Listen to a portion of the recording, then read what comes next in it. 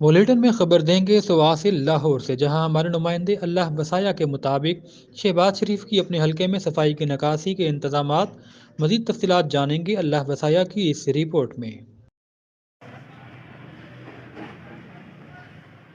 ये जी वज़ीर आज़म पाकिस्तान इस्लामी जमहूरिया का इलेक्शन वाला हलका, वो हलका जहाँ पर हर हाउसिंग सोसाइटी का मालिक जो है ना वो रहनुमा नून लीग है।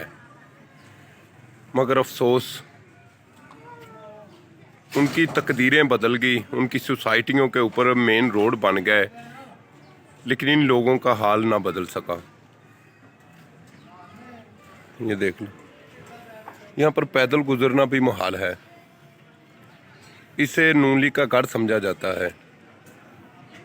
ये कच्चा शहजादा रोड है, मशहूर इलाका है।